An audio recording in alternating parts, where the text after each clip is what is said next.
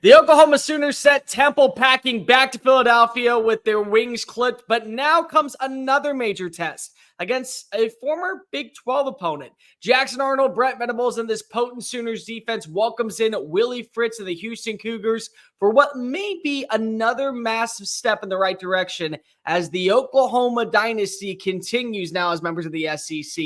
What's going on, SEC Unfiltered? He's Dave Shumate. I'm Cole Thompson, coming to you live, breaking down everything you need to know heading into Saturday's contest. So, real quickly, make sure you hit the subscribe button down below. This is your new home for all things SEC. Download the podcast version of the show wherever you get your podcast listening systems. Follow us on all the social channels, TikTok, Facebook, Instagram, Twitter at SEC Unfiltered. Follow him on Twitter at Mock10Sports. Follow me on Twitter at Mr. Cole Thompson. Yell at us in the comment section down below where we were right or wrong. And as always, make sure that you visit everything found at SECUnfiltered.com. This episode of SECU is brought to you by PrizePicks. Use the promo code SECU at PrizePicks.com and sign up to get a $50 instant play with your first $5 lineup. Make sure that you go ahead and visit SECU with the promo code at SECU for PrizePicks.com. Dave, two tales of two vastly different teams in what still is very young conferences. Houston, a former dynasty, very well put together, established program for years in the American Conference, now joins the Big 12. They decide to part ways with Dana Holgorsen. It enters the Willie Fritz era. Lo and behold, Willie Fritz was always going to play the Sooners, just maybe not in New Orleans now against the Houston Cougars team. But unfortunately for them, things did not go off on the right note. 27-7 loss to UNLV, a very good UNLV team that is probably flying under the radar that could make their way into the college football playoff. Meanwhile, Oklahoma made a statement, certainly laid down the hammer with a 51-3 victory, but this game, 6:45, SEC Network, gonna be a matchup that I think has a lot of telltale signs of progression with this offense, headlined by, of course, Jackson Arnold. Yeah, absolutely. You're right, Cole. You want to see the offensive line take the next step. I thought Jackson Arnold was solid across the board on that. I mean, he did some things that really impressed me. It's that third down. Got to get better on third down with that 1 for 12. You got to get better on that. Step up in competition a little, probably not a ton. I mean, Temple's not a good football team, but I think Houston, from a personnel perspective this year for first-year head coach Willie Fritz and the boys, it's just not really going to be there. I expect them to be, if not last in the Big 12, right in that range, right there in the bottom quarter of that league for sure. This is a game still I think Oklahoma should be able to handle, but you're right. They need to go work some kinks out. They got a center, the Branson Hickman, the SMU transfers out. I doubt we see him probably this week from reading that practice report yesterday. But again, you want to work on some things from a third down perspective. I mean, the defense, there's not really a ton you really need to work on. I don't really see Houston scoring a bunch in this game. I really don't. I think it's very similar to that Temple matchup. I think the first time we really see Oklahoma get tested is going to be next week when the Green Wave roll to town. Like you said, it was Willie Fritz's former team. He's going to face Oklahoma no matter what. But yeah, I think this week's really more about Oklahoma. I mean, I think people are going to see the Houston name and be like, oh, crap, why is Houston getting so many points? And then you go look up why, and you're like, oh, yeah, they're not going to score many points. I mean, they may legitimately, if they score more than 10 points in total, I would be pretty surprised. Well, they were 2 for 16 against UNLV last week, threw for 209 yards and rushed for 26 yards. They averaged 1 yard per carry, and now they're going to go against, I think, one of the better defensive fronts in the SEC. I don't see a lot changing. It could get worse before things get better for the Cougars. So I think this week's really more about Oklahoma iron out their kinks before it really, as you know, Cole, gets rocking and rolling with Tulane, Tennessee, and Auburn back to back to back. Let's not beat around the bush. A Willie Fritz-led roster is always going to give you your best fight. But Rome wasn't built in a day, and neither will any team underneath Willie Fritz. The right hire after the Dana Holgorsen situation, but it is going to take a little bit of time. 27-7 loss to UNLV, a very good UNLV team. Let's go ahead and give credit where credit's due, but also a very rocky performance if you're looking at this from a Cougars perspective. Donovan Smith. Give Barry Odom some credit, right, Cole? Gotta give Gary Adams a credit, but you also got to go ahead and admit that maybe this is going to be a lot longer of a process. Donovan Smith, 15 of 31, 135 yards passing. They ended up turning to Uwe Al at the very end of the game, 2 interceptions, nothing on the ground. They were inconsistent on third down. If you're Oklahoma and you're trying to game plan, we have to go ahead and focus in on Donovan Smith, because Donovan was, at least last year, the one promising aspect of this team. before you ended up seeing guys like Matthew Golden and Samuel Brown depart for the transfer portal and green your pastures with programs that are now contending for potential conference titles and certainly national championship aspirations. But Donovan Smith still is a very solid quarterback. He's got that mobile element, 6'5". Last season threw for over 2,800 yards, 22 touchdowns, 13 interceptions. Also rushed in 6 touchdowns. He can move inside the red zone. He's played well in big competition. You got to remember that this was a quarterback last year that went down to the wire against the University of Texas. And so how you game plan him is going to be a really big statement for Oklahoma. You want to take away any bit of running ability. You want to force him to stay inside the pocket. It's a young wide receiver core down in Houston at TD-ECU Stadium. You're trying to see that benefit grow. You're watching as these playmakers haven't been able to create separation. This is a game where I am very much focusing in on the pass rush. How do I contain number one and take away one of his best elements when he starts to feel that pressure, when he's under duress, when he wants to be able to manipulate defensive linemen? I want to make sure that he has to stay behind the line of scrimmage, because the one thing that we know is that even if he's not going to run for a lot of yards, he's going to run for enough to pick up a first down, slide, and move the sticks and set up another fresh set of downs. So if you are Oklahoma in this game, you are channeling in everything possible to win at the point of attack and take away a major element. You also got to realize another key player that's not on this roster anymore is Patrick Paul. That was a very solid offensive lineman last season.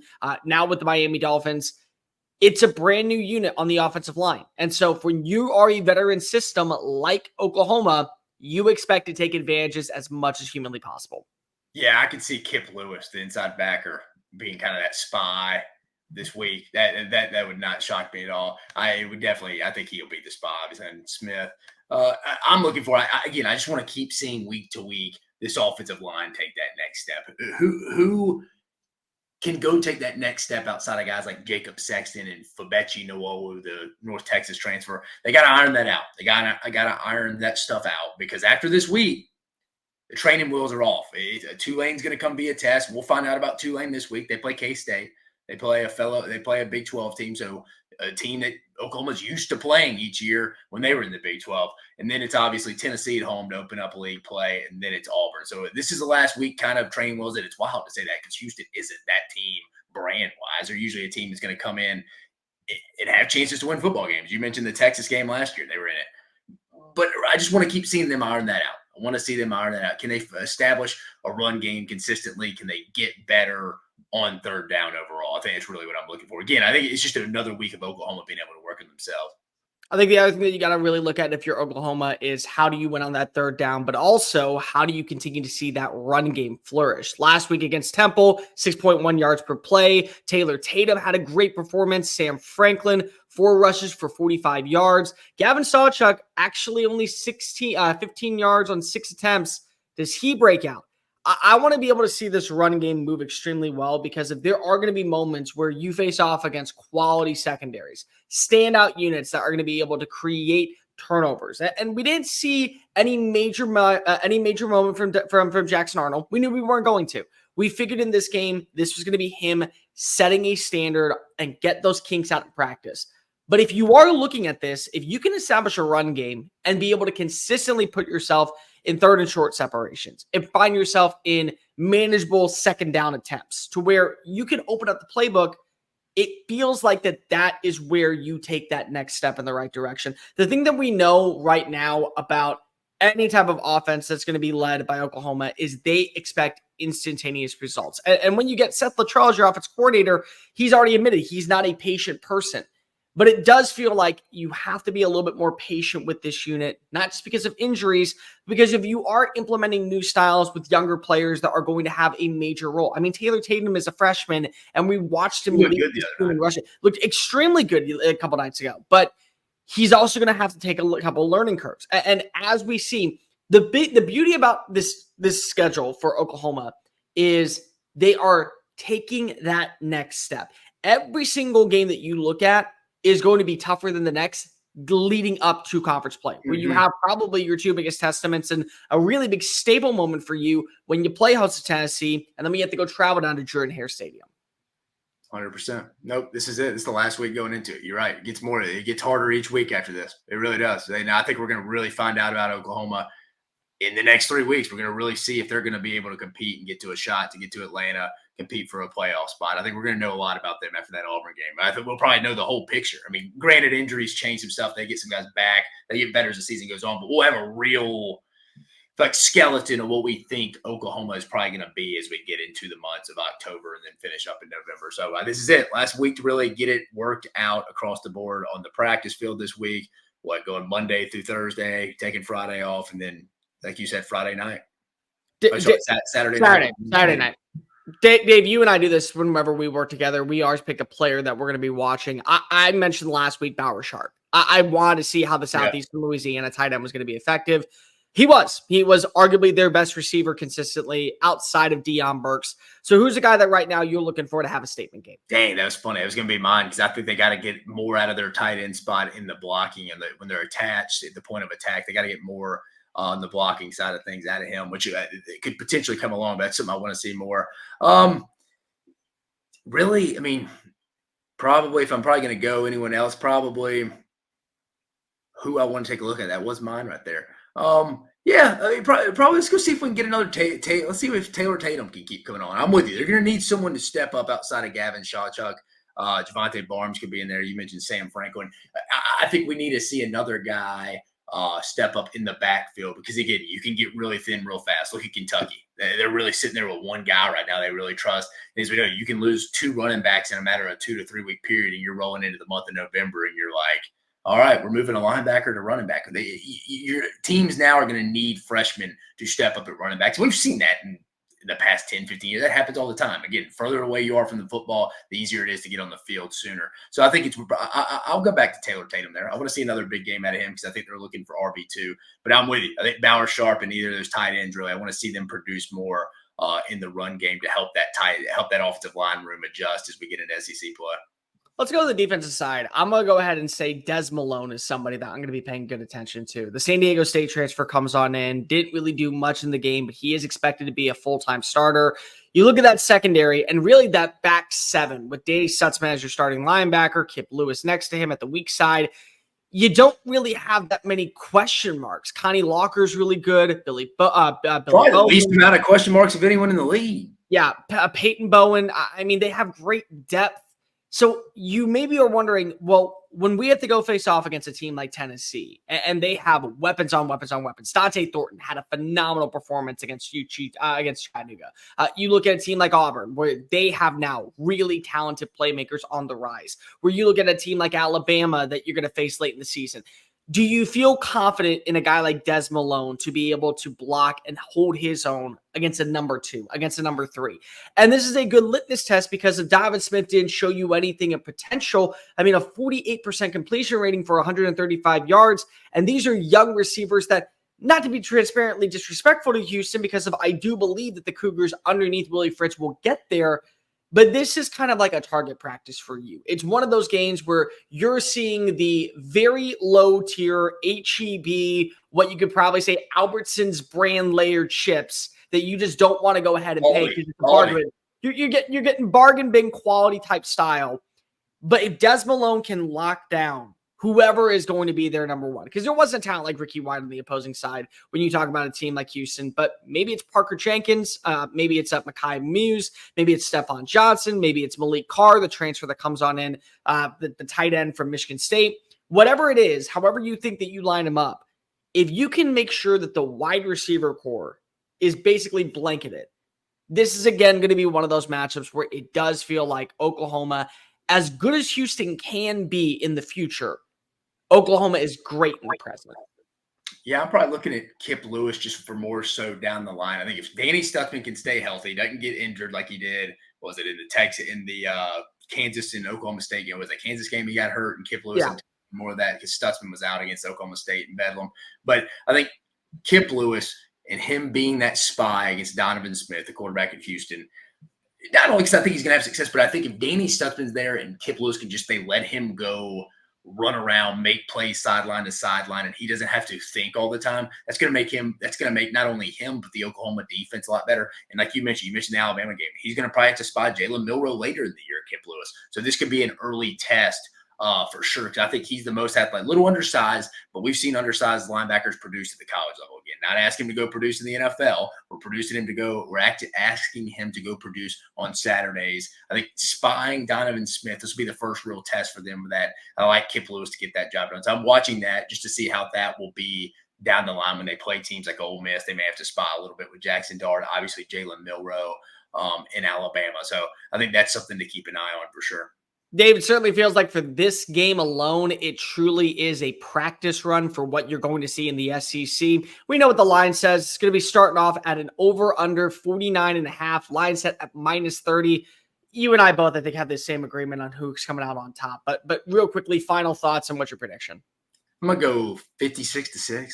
I think something like that. Yeah, I mean, if they score more than 10 points, I would be shocked. They were not productive at all against UNLV. So I don't think they're going to do a whole bunch against what you just said. And I totally agree with you, Cole. I think Oklahoma has, I'm not ready to say the best SEC defense right now, but they have the least amount of question marks at all three levels. 100% on that. 100%. Yeah, they 100% have all three. I think they probably have the highest floor of any defense in the SEC, really, because I know what I'm probably going to get from them week to week. Then you factor in Brent Venables and Zach Alley calling it. But yeah, I think it's going to be something like 56-6. Like you keep saying, I think this is the last time. You take the training wheels off this. This is it. I think the offense is really going to focus in on trying to establish the run, get better, get the tight ends attached. Let's work on that because we're going to need that down the line when we start playing some better defensive fronts. Like we'll see with Tulane. They have an interior guy. Patrick Jenkins is a good player. Tennessee, we know James Pierce, Joshua Joseph, Auburn. They have the McLeod kid and the Keldrick Falk kid, Philip Bleedy down there on the interior, Terrell Carter. They're facing better fronts as we go on. They're going to need that offensive line and the tight ends up front to produce some holes, some gaps for Oklahoma to get something going in the run game. So last week we get to see it. Oklahoma gets to work on themselves one more time. I think for me, the biggest question that I have is how do you win on third down? I want to see that better accuracy. I want to see better play calling too. I think that's another thing that is just going to come with time. Seth Luttrell getting better acclimated to what the offensive personnel is, what he has to work with, what he doesn't. How do you replace Jaleel Farouk? He's going to be out for an extended period. We're talking around anywhere between 6 to 8 weeks, if not longer. Do you get back Nick Anderson in this game? Is this where he finally comes? And we saw last season down in the Alamo Bowl in San Antonio what the relationship at Jackson Arnold looks like with a Nick Anderson. And if you have that, plus you get a Deion Burks, that's a recipe for chaos that absolutely bodes well in your favor. I want to see more consistency whenever it comes to the playmaking. I want to also see better, I would say, accuracy when it comes to Jackson Arnold, because of overall, he had a very solid game. Nobody's complaining when you score 4 touchdowns. You have a great baseline, but also let's call a spade a spade. We left the Oklahoma game knowing that there were still a ton of questions that need to be corrected, that if you don't fix moving into next week, it could be a lot closer than you feel comfortable. And it certainly can be a lot closer when Josh Heupel returns for the first time in years. So I think that you see still a win. I think that you're going to see Oklahoma be able to control the game. I think they can control the line of scrimmage too. A lot of 3-and-outs forced by this defense. I will be a little nicer. I still think that they hit the over completely. I will say that it's going to be 42-6 final score. So you hit the over, you get a good win. You get a good win. You feel positive in the right direction. Maybe you give up a late touchdown and they miss the PAT. Maybe just give up 2 field goals. But overall, it's another step in the right direction for Oklahoma. Before John Summerall and the Tulane Green Wave, who certainly are looking to be players this year in the college football playoff group of 5 hunt, absolutely will try to make a statement. But let us know in the comment section down below who was right, who was wrong, what did we miss on, what are some areas that you think that the Oklahoma Sooners need to improve on in this game. Wasn't a perfect performance, but you know what?